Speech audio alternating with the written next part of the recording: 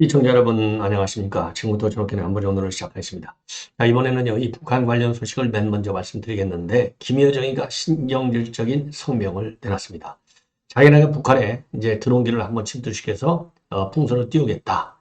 그러면은 너희들 뭐라고 얘기할래? 한마디로 얘기해서 어떻게 하는지 보겠다 이거죠. 왜냐? 지금 북한에서 우리가 보낸 드론이 떨어져 갖고 이제 터졌지 않습니까? 지금 전단이.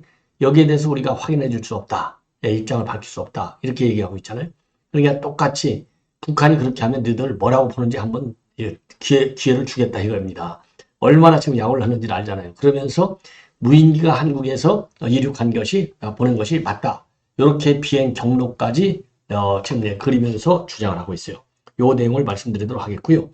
그 다음에 지금 이제 우리 탈북민들이 열불이 나 있습니다. 자, 북한 지금 파병, 이거 지금 10대 후반, 20대 초반의 젊은 병사들이라는 거 아니에요? 이거 완전히 인간 방패로 러시아군이 쓰려고 보낸 건데, 그러다 보니까 자기들만큼 이제 심전화에 전문가가 없다는 거죠. 그래서 제발 좀 우크라이나에 자기 탈북민들 좀 보내달라. 이렇게 호소하는 긴급 성명을 내놨습니다. 자, 그래서 요 내용을 여러분께 맨 먼저 말씀을 드리도록 하겠고요. 그리고 문다의 수사와 관련해서 이 경찰 참 알 수가 없네요. 추가적으로 언제 소환할지도 모르겠고, 그리고 지난번에 이제 의사 진단서를 압수수색했는데 실패를 했고요. 참 기가 막힌 현상이 아닌가. 그래서 경찰의 중간 수사 결과 발표 내용을 알맹이는 별로 없어 보이지만은 그래도 여러분께 말씀을 드리도록 하겠습니다.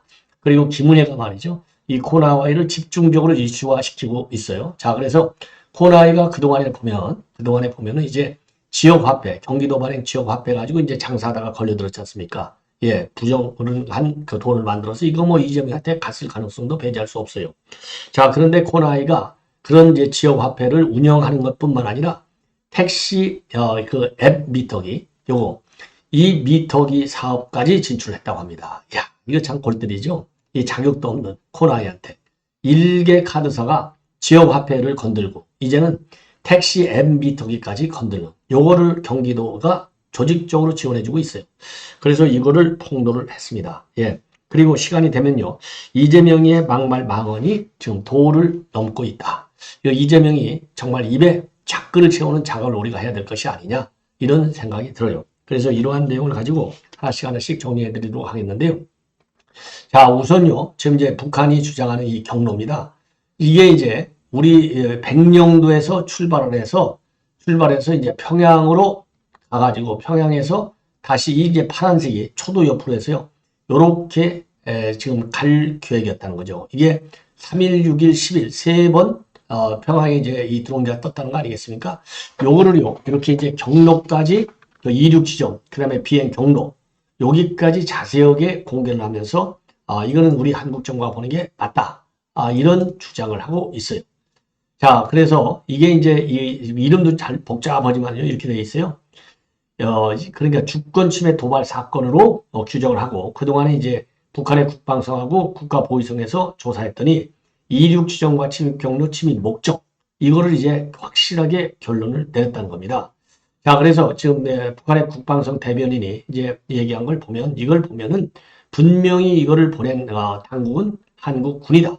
이렇게 주장을 하고 있어요. 그래서 요 무인기를 추락한 무인기를 완전히 분해해서 비행 조종 프로그램을 분석했다고 합니다. 그랬더니 비행 조종 프로그램을 분석해 봤더니 23년도 6월 5일부터 24년도 10월 8일 사이에 이 기록되어 있는 238개의 비행 계획하고 비행 이력이 여기에 있더라. 그러면서 10월 8일을 제외한 나머지 이력은 모두 한국 영역 안에서 비행한 자료다. 이렇게 입장을 밝히고 있습니다.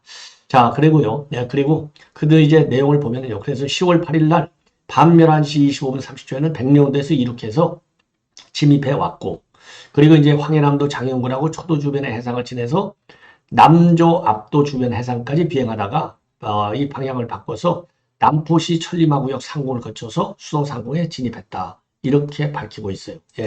자, 그러니까 제가 다시 한번 말씀을 드리면요. 여기 여기 이제 이 천리마 구역 여기까지 들어왔다는 것이죠. 요게 이제 북한 쪽 주장이 되겠고, 그리고 10월 9일 날은 새벽 오후 1시에 외무성 청사하고 지하철도 승리역사 상공에, 그리고 오후 1시 35분에는 국방성 청사 상공에 정치선동 오물을 살포하였다. 이렇게 지금 주장을 하고 있습니다. 자, 그런데 여기에 대해서 말이죠. 그러면서 앞으로 한 번만 더 이거를 할 경우에는 그야말로 우리가 얘기하는 대로 원점을 타격하겠다. 그래서 다시 한번 이렇게 이제 이런 드론기를 보내줄 경우에는 모든 환란의 근원지, 그러니까 이제 도발 원점, 자기네가 가혹하게 공격하겠다. 이러한 입장을 내놨어요. 자, 여기에 대해서 이제 우리 군은요, 이게 무슨 소리냐? 근거 없는 소리 하지 말아라. 만약에 무인기를 또 한 번 서울에 침투시킬 경우에는 상응하는 대응 조치에 대응 조치를 강구할 것이다. 이렇게 경고하는 성명을 내놨습니다. 자, 그리고요, 여기에 이어서, 이거는 이제 국방성 성명이고요. 그리고 지금 이제 김여정이가 또 이 대남 위협 성명을 별도로 내놨어요. 김여정은 바로 이제 뭐라고 하고 있느냐? 가설적 상황을 선정하면서 입장을 내는 겁니다. 뭐라고? 서울시 상공에 정체불명의 무인기가 출현하였다. 그리고 윤계례를 비난하는 비라가 살포됐다. 우리 군부나 개별단체 또는 그 어떤 개인이 무인기를 날린 사실은 없고 또 확인해 줄 수도 없고 대꾸할 가치도 없다. 이런 가정된 상황을 해놨어요. 이러한 가정된 상황에서 더러운 서울의 들깨무리들이 어떻게 계급품을 물고 지르려는지 딱 한 번은 보고 싶다. 그리고 세상은 궁금해할 것이다. 이렇게 지금 압박을 하고 있어요. 그러니까 우리 군에서는요, 이 북한에 들어온지 우리는 확인해 줄 수 없다. 그리고 대꾸할 가치도 없다. 이렇게 있지 않습니까? 요 말을 그대로 우리한테 돌면서 이 짜증 섞인 반응을 보여주고 있고, 여기에 대해서 우리 군은 응분의 조치를 취하겠다. 이런 입장을 내놨고요. 그리고 지금 이제 우크라이나, 이제 이 북한군들이 이제 실전에 투입된다. 뭐 이제 오늘 내일 중에는 실전에 투입한다. 이렇게 돼 있는데, 이렇게 전부 피복도 지어받고 이제 배치됐지 않습니까? 그래서 5,000명이 1차적으로 크루스크에 이제 파견되고, 추가적인 파견이 이제 예상된다. 이렇게 돼 있고, 요런 그 북한 군들 얼마나 참 불쌍해요. 10대 후반에 20대 초반에 젊은 병사들인데, 예, 생명이 안 중요한 사람이 이 세상에 누가 있겠습니까? 그러다 보니까 요 병사들을 대상으로 한 심리전을, 예, 우리 그 서울에 와 있는 탈북민들이 자기네만큼 전문가가 어디가 있느냐. 그래서 군 출신 탈북민들 200여 명이 빨리 자기네를 우크라이나 전선에 보내달라. 그래서 북한 군을 상대로 해서 심리전을 전개하겠다. 이러한 입장을 냈습니다. 자, 얼마나 안타까우면, 그래서 희생당하기 전에 이분들을 갖다가 심지를 펴서 설득을 해가지고 전부 투항을 시켰다. 이런 얘기나 마찬가지예요. 예, 굉장히 중요한 아이디어다. 그래서 이 김정은이가 자기 통치 자금 마련하고, 그리고 이제 전쟁 장비 현대를 위해서 인민의 아들들을 총알바지로 내모는 김정은 정권의 반인륜적 작태를 준열히 규탄한다. 그래서 탈북단체들은 그야말로 빨리 우크라이나 전선으로 달려가고 싶다. 그래서 심리적 동요를 일으키고 싶다는 겁니다. 아주 옳은 논리죠. 그래서 이러한 지금 이 성명은요, 평북 의주 출신인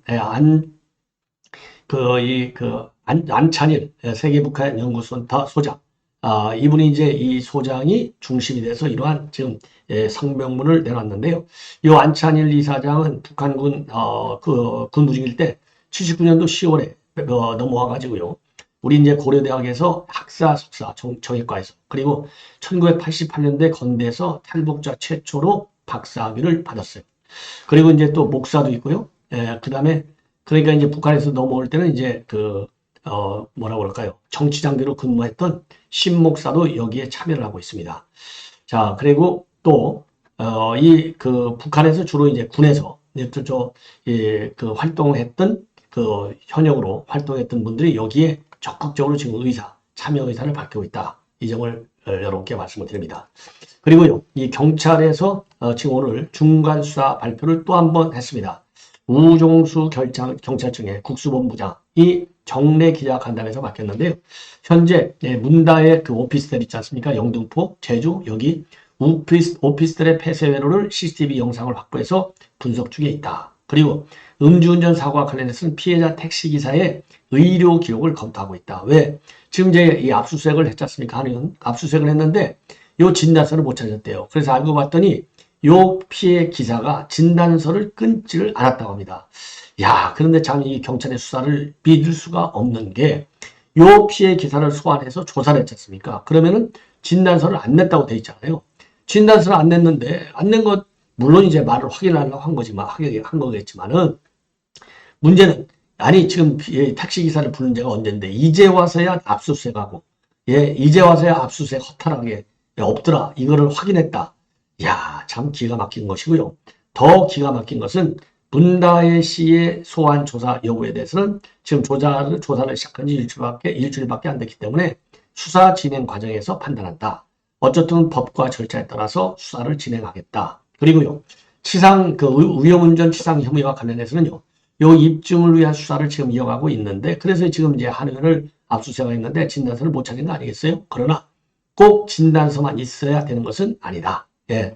자, 그래서 진단서가 없어갖고 이제 치상 혐의 입증이 어려운 건 아니고, 진단서가 꼭 필요한 건 아니고 의료 기록으로도 다쳤는지 아닌지를 충분히 확인할 수 있다. 그래서 진단서 없이도 위험운전치상사 요 혐의를 입증해 낼 수 있다. 그래서 수사 실무상 사고 경위나 이후의 상황 등을 종합적으로 검토해서 판단하게 되는데 다친 것으로 보이고 병원 치료를 받았을 것으로 보일 경우에는 수사기관이 직권으로 요거를 확인할 수 있기 때문에 압수수색 영장을 집행했다고 밝히고 있습니다.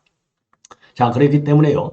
지금 이제 진단서를 제출하지 않은 것이 위험운전 치상사의 전제 조건은 아니다. 그냥 정상 참작 사유에만 해당될 뿐이다. 이게 법조계의 해석이에요. 그리고 이제 문다혜 추가 소환과 관련해서는 현재로는 없다. 피해 차량의 블랙박스하고 주변 CCTV와 같은 객관적 증거가 충분히 확보되어 있다. 이렇게 밝히고 있습니다. 자, 그리고요, 한의원 압수수색이 매우 이례적인 거 아니냐, 이런 일가의 평가와 관련해서는 음주운전과 같은 중과실 교통사고는 하부 여부와 관계없이 상해 여부를 판단하기 위해서 지속적으로 수사하는 게 통상적인 절차다. 그리고 다른 교통사고에 비해서 과하지 않고 통상적인 수준의 지금 수사를 하고 있다. 그리고요, 아까 말씀드린 대로 CCTV를 통해서 정말 진짜 투숙객이 맞는 건지, 그리고 숙박업소 형태로 관리가 어떻게 되고 있는지, 이런 것들을 종합적으로 판단해서 정식 입건 여부를 결정할 예정인데, 현재로서는요, 현재는 입건 전 조사, 내사 상황에 있다. 이렇게 밝혔어요. 야, 언제나 제대로 수사를 할 수 있는지 정말 기가 막힌 상황이 아닌가, 이렇게 판단이 됩니다. 자, 이번에는요, 지금 김은혜가 지금 이제 코나의 비리를 갖다가 다시 또 확산되고 있다고 하는 것을 폭로하고 있습니다. 바로 여러분들 잘 아시다시피 코나이는 본래 영세 카드 제작사에서 시작했잖아요. 그런데 이거를 갖다가 이재명이가 여기를 경기 지역화폐 사업까지 넘겨줬어요. 이게 뭐 2조 5천억, 그 다음에 뭐 3조, 이렇게 4조까지 넘어간다는 거 아니에요? 그래서 여기서 그 어마어마한 수익이 나올 수 있다는 건데, 이제 그런데 말이죠, 여기에서 끝나지 않고요, 택시 미터기 사업까지도, 그러니까 M 미터기 사업에까지도 허용을 해줬어요. 그러니까 이게 얼마나 큰 특혜냐. 예.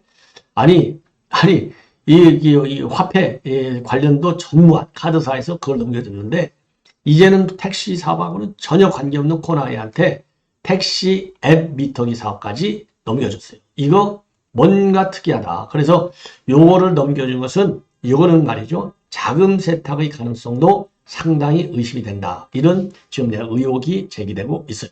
자, 이거는요, 이 김은혜가 최근에 국토교통부하고 그 다음에 한국교통안전공사로부터 받은 자료를 분석했더니 2019년도 7월 국토부가 GPS 방식으로 요금을 산정하는 택시 앱 미터기 혁신 운영 방안을 내놓습니다. 그리고 나서요, 이제 택시 관련 이런 사업을 하는 카카오 모빌리티, 티머니, 이런 기업들이요, 규제 샌드박스 승인을 받아서 이 택시 앱 미터기를 실증 작업에 들어갔어요. 실증 작업. 예. 실증 작업에 들어가 봤더니, 예. 그러니까 이 택시 앱 미터기 사업이 코나이에 의해서 2021년도 8월 이후에 본격적으로 이 택시 앱 미터기 사업이 시작됐어요. 이것도 이재명일 때잖아요. 이재명일 때. 예. 자, 그래서 이 택시 앱 미터기가 그 사업을 시작했는데 보니까 이 코나이한테는요, 이거는 이제 검정도 하고 그래야 되잖아요. 근데 검정을 해주는 게 아니라 오히려 컨설팅 해주는 수준으로까지 특혜를 받았다. 이렇게 특혜를 줬다. 이렇게 김은혜가 주장을 하고 있습니다. 예, 그래서 그러면 이게 무슨 얘기냐? 어느 정도로 이제 특혜를 줬느냐? 본래 실제로요, 택시 MB터기 검정 과정 중에 이 코나이는요, 검정기관이 어디냐면 교통안전공사잖아요, 공단. 여기로부터 8차례 걸쳐서 35가지 항목에 대해서 구체적인 보안 요청을 했어요. 그래서 이제 보안 요청을 받은 이 안전공단이 코나이한테 보안을 다 완료해져 갖고 보안해달라는 대로 다 해서 검정을 통과시켜 준 거예요. 이게 얼마나 큰 특혜입니까? 지가 자체적인 능력으로 그야말로 이 검정을 통과하도록 완벽하게 해야 되는데 안전공단에서 35가지 항목이나 구체적으로 이제 알려준 거예요. 쉽게 얘기해서 요런 부분을 좀 보완하라. 그래갖고 이 검정을 받아내는 겁니다. 이게 그러니까 완전히 이제 코나한테 맞춰서 손설정을 해주는 그런 수준의 검정이 된 거예요. 이게 검정입니까? 아니지. 그런 데다가 이제 문제는 뭐냐? 행정구역을 이제 넘어가잖아요. 택시가. 그러면은 할증이요. 자동적으로 적용이 돼야 돼요. 그런데 이제 코나이는 그런 기술이 없어. 그래서 수동으로 할증을 적용할 수 있도록 하기 위해서 임의로 M미터기를 불법 개조까지 하는 겁니다. 이렇게 M미터기를 불법으로 개정할 경우에는 자동차관리법 위반이기는 하지만 처벌을 받지 않고 복구 명령만 받았어요. 이것도 불법 의혹이 되는 겁니다. 그래서 지금 코나이가요, 이렇게 이제 앱 택시 미터기, 요거를 갖다가 승인을 받아갖고 전국에 7만 3천 대의 앱 미터기를 설치해서 작년까지 모빌리티 사업으로만 얼마를 벌었느냐? 124억을 벌었다는 겁니다. 와, 이게 비리의 비리가 꼬리를 지금 물고 있고요. 그리고 김은혜가 지금 폭로한 바에 따르면 지난 1월 달에 지금 감사원 결과에서 어떤 문제점을 지금 지적받았느냐? 경기도민의 선수금 6천억 원을 유용했다. 이런 지금 감사 결과가 나왔다고 합니다. 자, 그래서 이런 6천억 원과 관련해서 이재명에 대한 특혜 의혹, 이 지금 이제 수사를 받고 있는데 수사의 속도를 내야 될 것이 아니냐. 그래서 요 6천억은요, 이 6천억은 어마어마한 돈이잖아요. 그러니까 대당 중에서 민간 이익이 거의 1조 원 가까이 되잖아요. 8천억이 넘고. 그 다음에 배임 혐의가 4,800억이 넘고. 그리고 이제 여기 지금 이제 이 코나이가 6천억의 선수금을 유용했잖아요. 그러니까 코나이가요, 대장동 못지않은 저수지가 되는 거예요. 그래서 요 또 하나의 새로운 저수지를 이제 우리가 찾게 된 것이 아닌가. 그래서 요 부분에 대해서도 수사를 좀 속도를 내야 될 것이 아니냐. 이렇게 판단이 되는 매우 중요한 상황이다. 이런 생각이 듭니다. 자, 이제 마지막으로 말이죠. 이 이재명이 이거 막말망언. 그러니까 이제 여러분들 이제 명태균하고 이제 김건희 여사와의 이런 이 소통을 통해서 무슨 영적 대화를 나눴네 안 나눴는데 이런 설이 있었지 않습니까? 요거를 가지고 지금 현 정권 윤 대통령과 김건희 여사를 또 악마화하고 있고 또 하나는 북한의 러시아 파병 문제에 대한 정부 대응을 또 비판하고 나섰어요. 야, 이런 사람이 참 제1야당의 대표라는 게 보면 대한민국이 참 좋은 나라예요. 그렇죠? 예. 자, 뭐라고 얘기하고 있느냐? 예, 러시아 파병 문제 요거와 관련해서 참 말도요 지독스럽게 아주 더러운 것만 골라서 하고 있어요. 주술사가 닭목을 베고 닭피의 맛을 보며 전쟁 여부를 결정하는 그런 나라냐. 자, 그러면서요 국정을 둘러싸고 주술사니 영적 대화라는 말들이 왜 흘러나오고 있느냐. 예, 그러면서 하늘에 떠가는 구름을 보고 새벽에 별빛을 가르며 이 나라 운명을 결정하는 그런 나라가 됐느냐. 이게 얼마나 위험한 일이냐. 국민의 목숨을 건 나라의 운명을 건 전쟁 놀이는 결코 있어서는 안 된다. 예, 그러니까 우리나라가 그러고 이제 우크라이나에 무기를 제공하는 거 이것도 남의 나라 전쟁에 공격 무기를 제공하면 전쟁에 끼어드는 건 아니냐. 있을 수 없는 일이다. 아니 그러면 북한한테 너들 그렇게 공격 무기 주는 게 아니야. 한 번이라도 이재명 입에서 그런 비판이 나왔습니까? 안 나왔잖아요. 그리고 우리나라가 지금 공격 무기를 직접 줍니까? 안 주잖아요. 벌써 이렇게 망언을 하고 있는 겁니다. 막말. 그러면 파병한 거 이거를 진작에 한마디로 해야죠. 아무 말도 안 하고 있잖아요. 그리고 또 국정원에서 아까 이제 탈북자들도 자기네가 10년을 가겠다고 하는데 북한군이 이제 전쟁 포로로 잡히면 신문해야 될 거 아니에요. 그래서 신문조를 현장에 파견하는 문제도 검토하겠다고 했거든요. 그랬더니 또 이게 고문 기술 전수를 하겠다는 얘기냐. 국제적으로 완전히 망신스러운 말만 하고 있어요. 참 이런 인간이 참 이해가 막히죠. 그러면서 이제 마지못해서 전쟁 후에 이제 북한이 파병하는 것은 옳지 않다. 지금이라도 철회하라.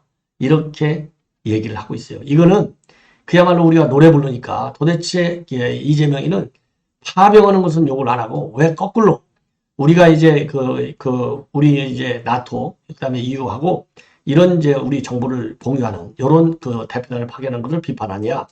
왜 북한 파병은 한 번도 비판 안 하느냐? 요 비판을 하니까 마지못해서 지금 한마디 한 거예요. 이게 지도자다운 발상이며 지도자운 그런 뭐라고 그럴까요? 그런 입장으로 우리가 해석할 수 있느냐? 천만의 말씀이다. 한마디로요, 야당의 생명은 어디가 있냐면 정권 대안 세력으로서의 능력을 인정받는 거예요. 그래서 우리는 수권할 수 있는 정당이다. 그런 자질과 능력을 우리 국민들로부터 인정받는 게 목표인데 이런 정당, 수권 능력은 그만두고 제1야당의 능력이라도 갖고 있고 제1야당의 당대표로서의 자격을 갖고 있는 인간이냐. 정말 대한민국 정치판 아주 좋은 정치판이다. 이런 인간한테 배치를 2번씩이나 달게 하고 당대표를 2번씩이나 하게 하고 지금 내가 대통령 후보를 3번씩이나 하게 하는 나라. 그래서요, 진영 논리와 관계없이 대한민국의 국격을 개딸들은 그리고 진보파 우리 국민들은 생각해야 될 것이 아니냐. 이런 문제 제기를 하고 싶습니다. 자, 시청자 여러분 이것으로 본 방송은 마치겠습니다. 대단히 고맙습니다.